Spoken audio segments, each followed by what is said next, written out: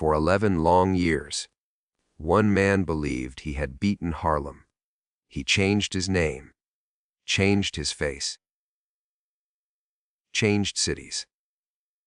But there was one thing he couldn't change: the memory of what he did to Bumpy Johnson.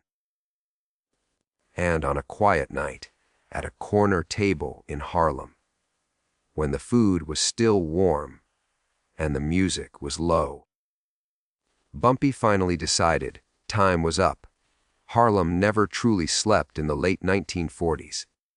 It only lowered its voice. 3. Streetlights buzzed like tired witnesses. Music drifted from basement clubs and disappeared into cold alleys. Every shadow had a memory, and every memory belonged to someone dangerous.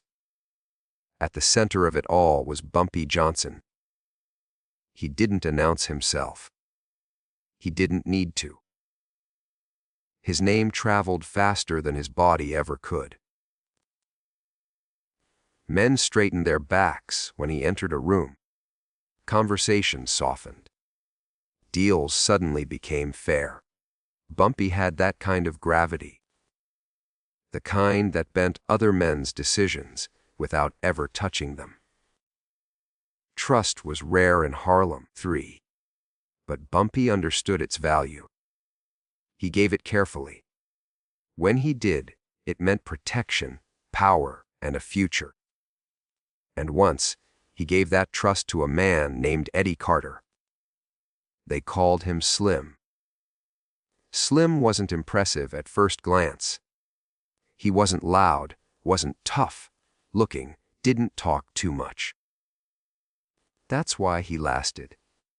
He ran numbers slips through crowded streets, watched doors during quiet meetings, remembered faces, routes, and names. He listened more than he spoke. And in Harlem, that made him useful. Bumpy noticed him early. Slim was promoted slowly, layer by layer, until he was carrying information that mattered. He knew which trucks moved at night, which men were armed, which routes were safe. He knew things you didn't share unless you planned to die old. For a while, Slim stayed loyal. Then fear arrived. 3. It came wearing Italian suits and speaking softly about money and protection. It came with promises Bumpy never made: escape, safety, a life without looking over your shoulder. Slim listened. And the more he listened, the heavier his silence became. One night, Slim made his choice. A meeting took place in a back room far from Harlem's center. Smoke hung in the air. A single envelope slid across the table. Slim didn't smile when he took it. He didn't need to. The weight of it said everything. He talked. Routes, times, names, weak spots. By morning, the damage was already moving. 2 days later, Harlem woke up wrong.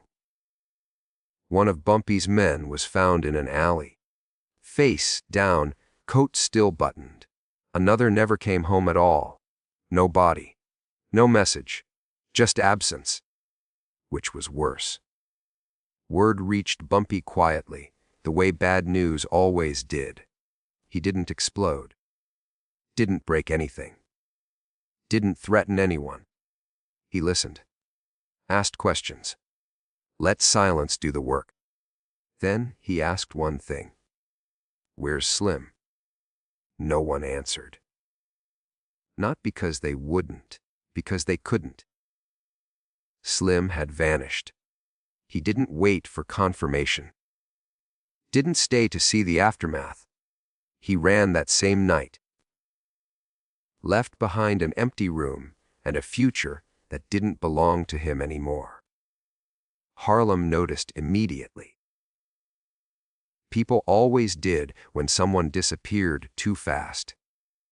Bumpy stood at a window later that evening, watching the street below. Cars passed. Footsteps echoed. Life went on, pretending nothing had changed. But something had. Bumpy understood betrayal better than most men. It wasn't loud. It didn't announce itself. It slipped in quietly and sat beside you until the damage was done. And once it showed its face, it couldn't be ignored. Still, Bumpy didn't chase. He didn't send men across state lines.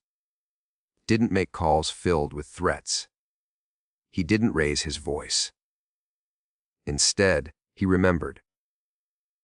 He remembered Slim's walk, his hesitation, the way his eyes shifted when Italians were mentioned, the way fear had crept in slowly, like rust. Bumpy had learned long ago that some debts weren't meant to be collected quickly. Some needed time, space, distance, because time didn't erase betrayal, it sharpened it. Somewhere far from Harlem, Slim told himself he'd survived, that he'd made the smart choice, that Bumpy Johnson would move on, like all men eventually did. But Harlem never moved on, and neither did Bumpy. That night, as the city settled back into its uneasy rhythm, Bumpy poured a drink and sat alone. No anger, no celebration, just patience. Because the story wasn't over. It had only just begun. Slim ran like a man who could hear footsteps even when the street was empty. He didn't look back when he left Harlem, not even once. He boarded a bus with his head down and a false calm on his face, carrying a small bag and a lifetime of fear. Harlem faded behind him, but it never truly disappeared. It followed him in every shadow and every sound. Chicago swallowed him first. New streets, new corners, new name. Slim learned quickly how to blend in again, how to become invisible. He kept his mouth shut, took small jobs, and avoided anyone who asked too many questions. Every siren made his chest tighten. Every knock on a door felt like an ending. He told himself he was safe. That distance was protection. But safety never lasts when it's built on betrayal. Back in Harlem, life moved forward the way it always did. Numbers runners kept running. Clubs stayed open. Bumpy Johnson went in and out of prison, his name still carrying weight even behind bars. Men talked. Rumors traveled. And every now and then, Slim's name floated up in quiet conversations before sinking back into silence. Some said Slim was dead. Some said the Italians had turned on him. Some said Bumpy had already handled it. None of it was true. Bumpy listened, the way he always did. From a prison yard. From a visiting room. From a chess table where moves were made slowly and with purpose. He never asked where Slim was. He didn't need to. He believed in time, and time had a way of exposing mistakes. Years passed. Slim aged faster than he expected. Fear did that to a man. He moved again, Detroit this time. Another name. Another job. Another set of rules about who to trust and who to avoid. He stopped staying in one place too long. He stopped making friends altogether. He lived like someone already sentenced, just waiting for the date to be announced. Meanwhile, Bumpy grew quieter. Not weaker, quieter. He read more, thought more, watched more. He learned how the streets changed when new men tried to take old places. 3. He learned patience in prison, where time stretched and every second had weight. Revenge didn't burn inside him. It rested, waiting. Slim tried to convince himself he'd won. Years without a knock on the door felt like proof. No messages, no threats, no shadows stepping too close. He began to believe the stories. 3. That Bumpy had bigger enemies. That old betrayals got buried under new problems. That the past stayed where it belonged. That belief softened him. By the late 1950s, Slim allowed himself things he'd once denied. A better coat, a steady place to live, a sense of normal. He even laughed sometimes, though it always sounded cautious, like he didn't fully trust it. Then came the invitation. A small business opportunity. A meeting. A chance to make money without risk. The location was familiar. Too familiar. Harlem. Slim hesitated. His instinct screamed. Every survival lesson he'd learned told him to stay away. But fear had grown tired. 11 years was a long time to run. A long time to live like a ghost. He told himself it would be quick. One night. One meal. In and out. Harlem wouldn't recognize him anymore. When he stepped off the train, the air felt heavier. The streets looked the same but different. Like an old photograph that had been touched too many times. He walked carefully, scanning faces, measuring distance. No one stopped him. No one stared. That scared him more than anything. The restaurant was small, quiet, forgettable. A place meant to disappear into. Slim chose a table with his back to the wall. Old habits never died. He ordered slowly and kept his hands visible. As he waited, a strange calm settled in. Maybe this was it. Maybe the past was finally done. He didn't see Bumpy Johnson walk in. But he felt it. The room shifted. The air tightened. Something old and unfinished stepped inside. Slim's chest tightened. His breath catching before his mind could explain why. He turned, and time collapsed. Because some debts don't fade, they wait. And Slim had just walked straight back into one that had been collecting interest for 11 long years. The restaurant was the kind of place people chose when they didn't want to be remembered. Low ceilings, soft music, tables close enough that conversations blended into one another. The smell of hot oil and coffee hung in the air, heavy and comforting. Like it was trying to convince everyone inside that nothing bad ever happened there. Slim sat with his back against the wall, a habit carved into him by years of fear. He watched the door through with the reflection in a dark window, fingers resting lightly on the edge of the table. The menu lay open, untouched. He told himself to breathe. Told himself he was being foolish. Harlem didn't know him anymore. Then the door opened. No announcement. No pause. Just a man stepping inside as if he belonged there. Bumpy Johnson didn't rush. He didn't scan the room. 3.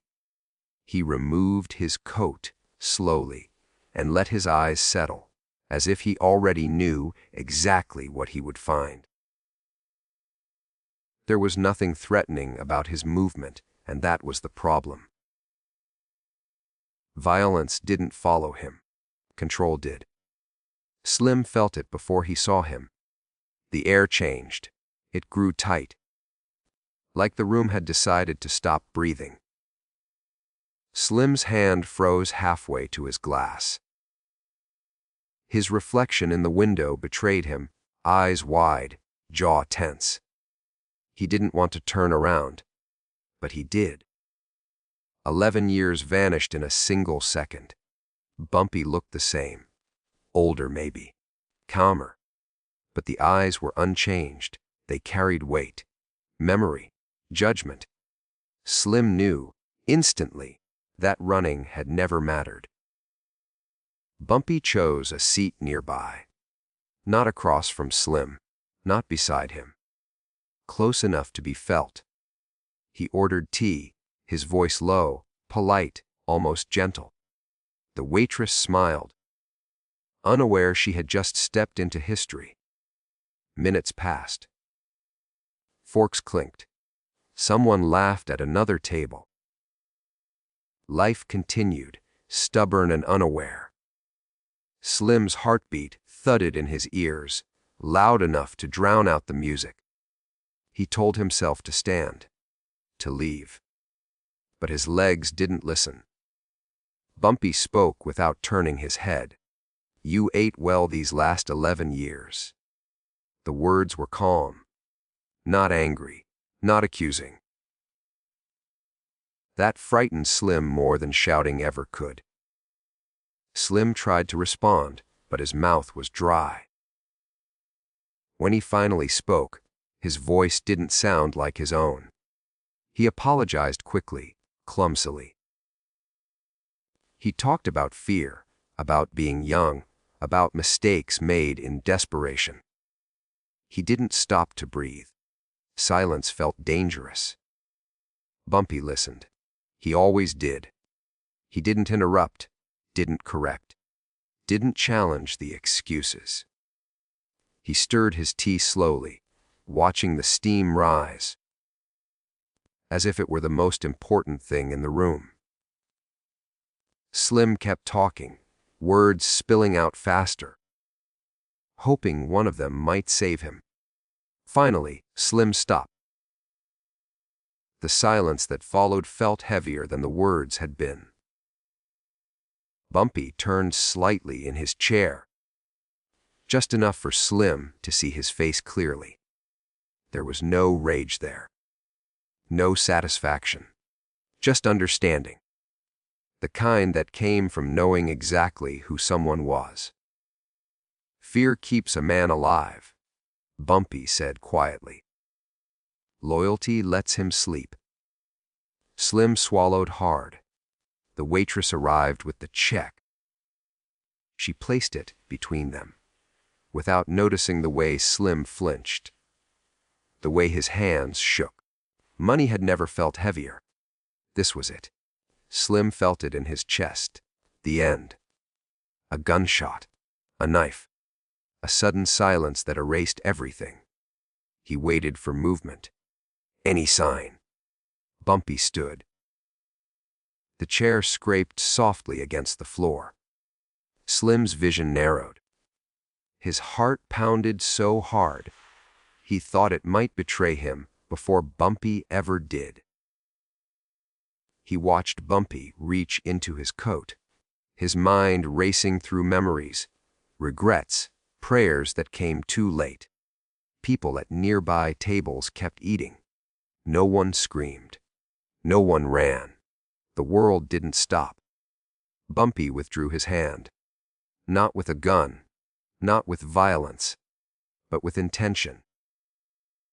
Slim's breath caught in his throat, fear suspended in midair, waiting to see what shape it would take next. 3.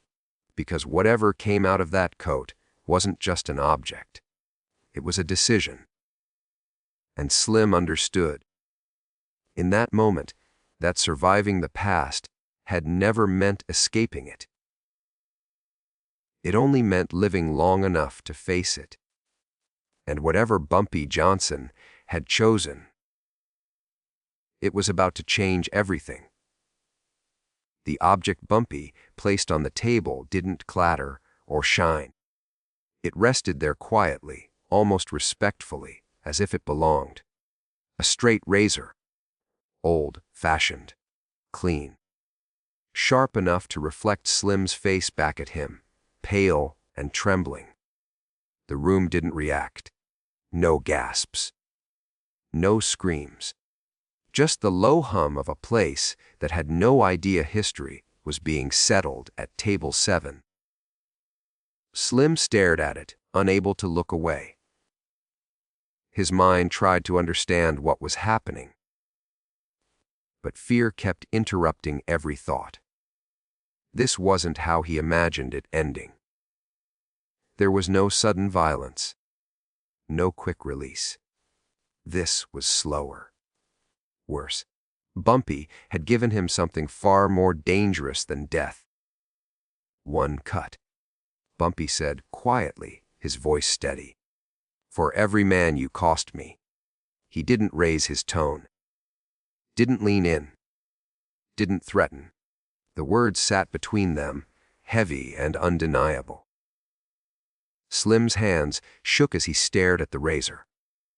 He wanted to speak, to beg, to explain again. But explanations had already been weighed and found useless.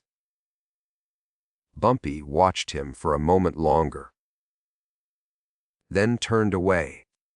He placed a few bills on the table, more than enough to cover the meal. His movements were calm, deliberate, like a man finishing a routine. He didn't look back. When Bumpy walked out, the door closed softly behind him. Only then did Slim breathe.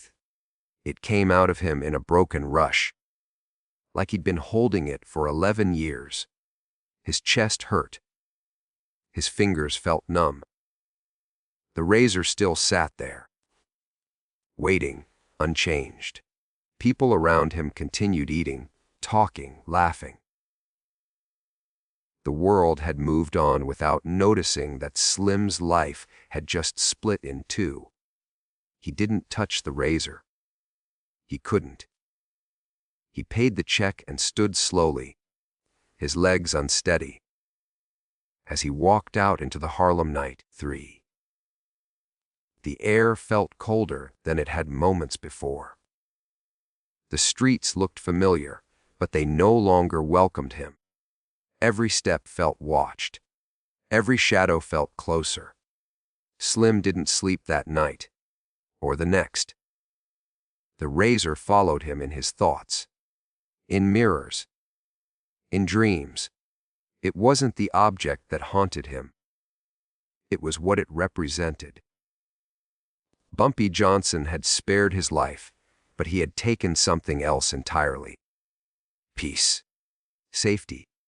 The illusion that survival meant victory. Slim left Harlem before sunrise. This time, he didn't tell himself it was temporary. He knew better now. He moved again, farther than before. New city. New name. But nothing changed. He avoided people, avoided mirrors, avoided sharp objects. Fear had settled into his bones, permanent and unmoving. Some men disappear because they're hunted. Others disappear because they can't live with what they've been allowed to keep. Back in Harlem, Bumpy returned to his life without ceremony. He sat at chess tables, read books, talked quietly with men who mattered. He never mentioned Slim again. He didn't need to. The balance had been restored. Justice in his eyes wasn't about blood. It was about understanding. Bumpy believed that death ended stories. Living with consequences kept them alive. Years later, 3. People would argue about what really happened that night. Some said Slim was killed days later. Others said he fled the country. No one ever proved anything. What mattered was that his name was never spoken again in Harlem. And that was enough. Bumpy Johnson died the way he lived, quietly, seated in his own neighborhood. Not chased, not cornered, respected to the end.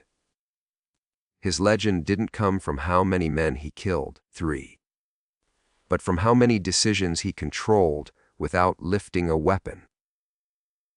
The streets remembered that. They always do. Because in Harlem, the most dangerous man wasn't the one who pulled the trigger. It was the one who knew when not to.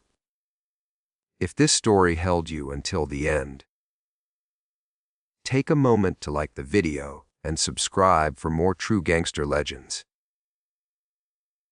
And tell me in the comments, what do you think would have happened if Bumpy had chosen the gun instead?